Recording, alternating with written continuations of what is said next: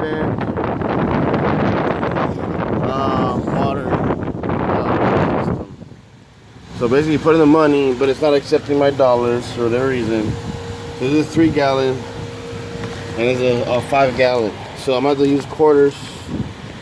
So you can see that's where you put the dollars on top, and you put the quarters on the bottom. You can press that if you want to return on the coins or whatever. So right here, 5 cents. You start seeing it lit up. See how it's lit up? It's blinking. 35, 40. I want to fill up the big one first because, you know, it's the most important one. 65, 90, 115, 125. So you can fill up this one now. So we're gonna fill up, that's the 5 gallons. This is 5 gallons, the big one. This is 3 gallons.